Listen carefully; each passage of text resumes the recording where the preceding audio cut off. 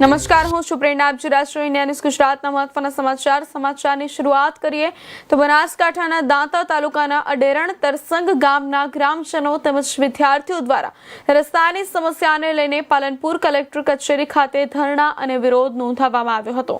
લાંબા સમયથી રસ્તાની યોગ્ય સુવિધા ન મળતા ગ્રામજનો અને વિદ્યાર્થીઓમાં ભારે રોષ જોવા મળ્યો હતો. આ વિરોધ કાર્યક્રમમાં મોટી સંખ્યામાં વિદ્યાર્થીઓ, ગ્રામજનો અને સ્થાનિક આગેવાનો ઉપસ્થિત રહ્યા હતા. ગ્રામજનોએ રસ્તાની સમસ્યાનું તાત્કાલિક નિરાકરણ લાવવા અને યોગ્ય માર્ગ સુવિધા ઉપલબ્ધ કરાવવા માંગણી કરી હતી. કલેક્ટર કચેરી ખાતે રજૂઆત કરી જવાબદાર તંત્ર દ્વારા વહેલી તકે કાર્યવાહી કરવામાં આવે તેવી માંગ કરવામાં આવી હતી. મારું નામ ઠાકોર લાલાજી પોપટજી છે. અડેરણ ગામનો રહેવાસી છું અને છેલ્લા 6 મહિનાથી રસ્તાની બંધ કરી દેવામાં આવ્યો છે.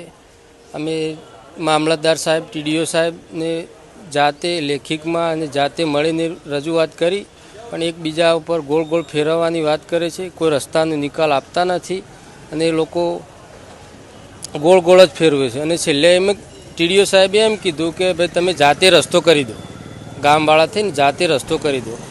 આવું સાહેબો, દાંતા તાલુકામાંની સાહેબો બધું આવું કહે છે.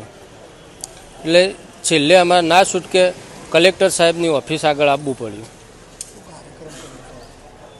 આજે ધરણા ઉપર જ બેસવાનું નક્કી કરીને આવે.